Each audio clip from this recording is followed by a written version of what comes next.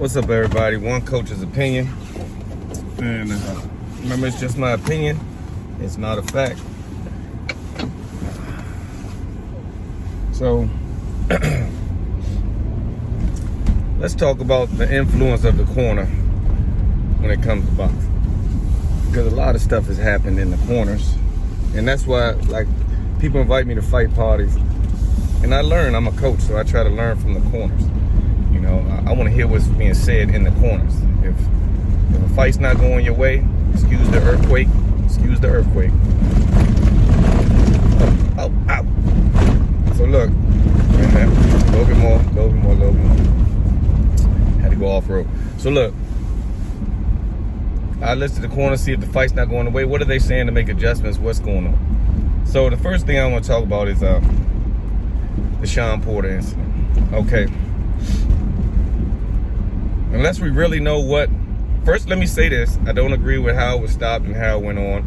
I'll say that. But if we don't really know what went on in training, we really can't say it to the fullest. Now, I'm not going to stand behind that, because even no matter what went on in training, it shouldn't be exposed in the fight. Somebody asks you a question, sometimes you just best just not answer, especially if you know it's going to have a deep impact on your fighter.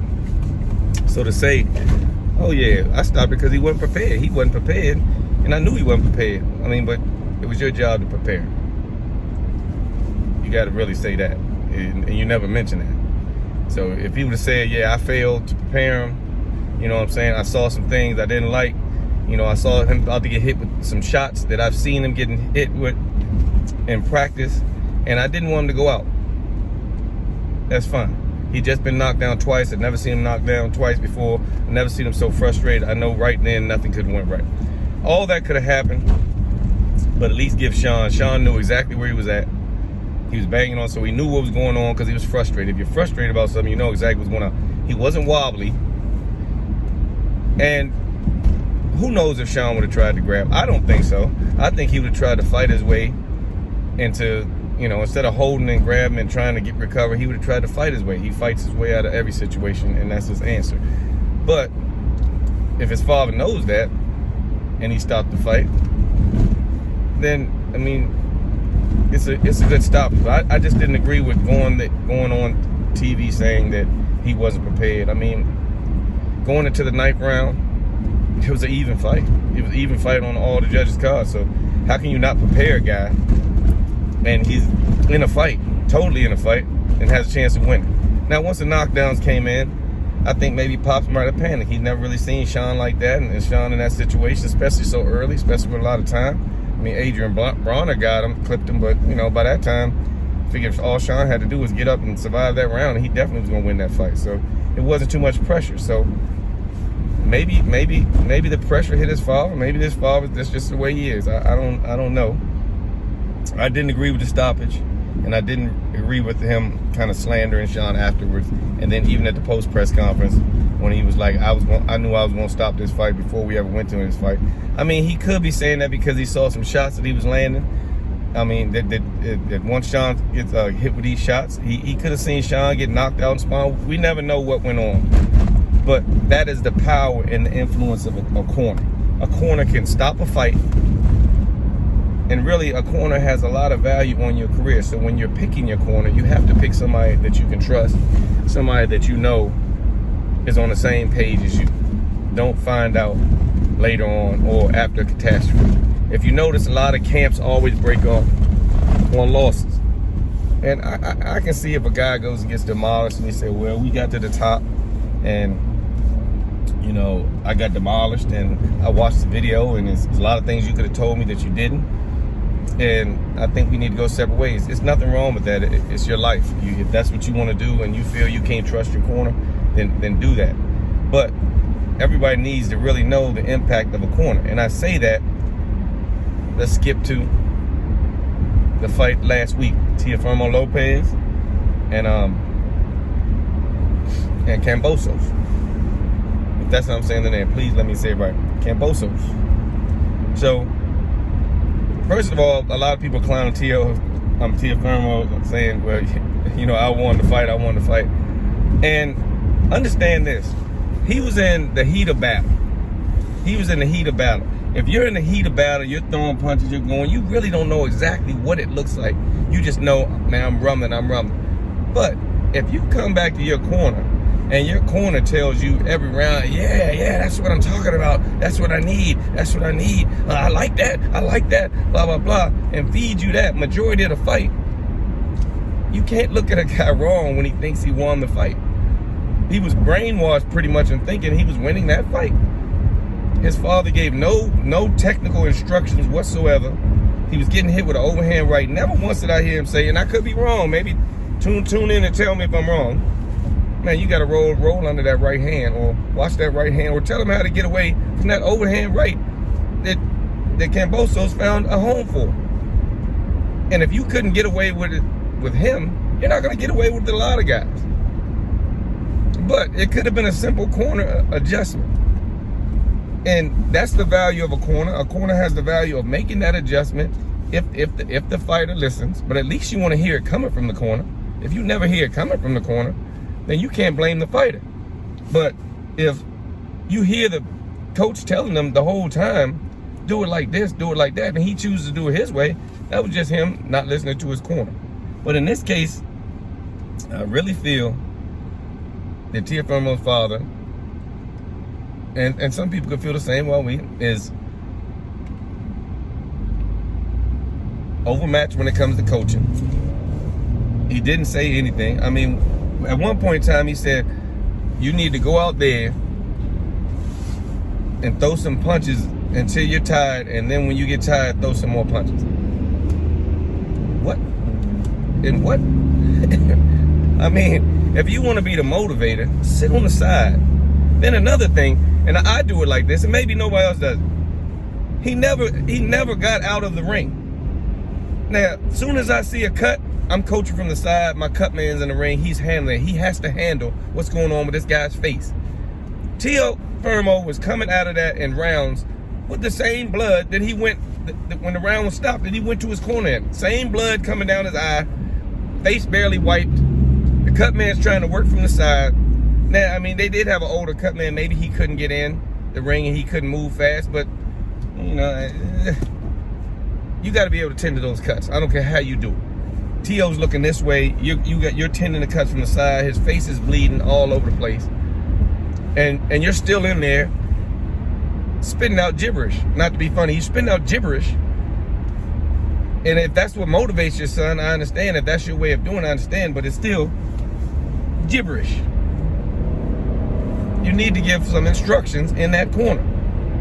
And this goes to why when I go to gyms and people have the clock on 30 seconds and stuff like that, I hate that, because number one, probably never going to be an incident where a guy only gets 30 seconds. Oh yeah, in Wisconsin, we only do 30-second breaks. I've never been any place and you only got 30-second breaks. Plus, a fighter needs to know how to recover in that minute. And more important than that, a coach needs to know how to deliver his message in that minute. And you can learn that from sparring too. Give the water, give the instructions, learn how to talk to your fighter, make the adjustments, but you have to be able to do it pretty much in around 45 seconds. 5 seconds to get in there, 10-second bells going off, they're telling you to get out, you know what I'm saying? So you really have to be able to get that message off in 45 seconds. So that's why I think the corner is valuable, and I think sometimes even practicing and sparring, when you cut the clock, you're cutting the corner off. And you know, you might say, oh yeah, if he can recover in 30 seconds, he can recover in a minute. A minute's gonna be. If that's your theory, that's your theory. My theory is I need to teach my fighter how to lower his heart rate in that minute. And you can't teach that in 30 seconds.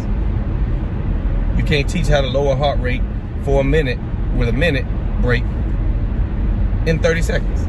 You can't give the 30-second version of that. So I value that. And in training, coaches should value that minute so they can learn to get it off. When you're sparring and the bell rings and the guy's still talking, and you're sparring, that really irritates me. Now, if his fighter's taking a savage beating, take him out for a round and talk to him or something like that. But in a fight, you're teaching him, you're giving him something he's not going to have in a fight. Those extra 20 seconds that you spent talking to him, trying to tell him how to win a sparring section, are 20 seconds that will never exist in a fight unless the clock is wrong. But I know somebody somewhere will come up with it, man. Remember this fight right there, man? The whole break was like 90 seconds. Okay, that was a mistake. And if you want to base your logic on mistakes, then yeah, you go ahead and train that way. But the corner has a big influence. That's all I really want to say. I can understand why T.O. thought when he was in a war. He was landing some good shots. You know what I mean? He almost, I know everybody had to be said, let's see if T.O. could finish him off, because if he don't finish him off, he's lost this. I don't know how that one judge had Teofimo winning by a couple rounds and everybody else had him losing by about 4. I think judges should be accountable for that, but that's another topic. But you cannot blame this kid for thinking he won a fight and looking at and making all these memes when it's being fed to him every round. That's what I like. That's good. Fuck him up. Yeah, blah, blah, blah. You know what I'm saying? This kid don't know what's going on. And truth of the matter is, if he doesn't look at this tape and say, hey, Dad, can you do any better than this? Is this what you got? You're just going to bank it on my athleticism and hopefully I can beat guys up? You know, I mean, and it never really happens. You never really see it. And or you don't acknowledge it until it fails. Because if it's working for somebody, you just leave it alone. Okay, yeah, that worked for him. Yeah, did you hear what he was saying in the corner? So when he beat Lomachenko, it didn't really matter what his father was saying in the corner because he was winning. And I don't even remember his corner work then because nobody was really focused on it because he was winning. So you're really only going to focus on that corner work when a fighter's losing or a fighter's dominating, and he's dominating because that corner is telling him what to do. You know, that's why I like listening to the corner. But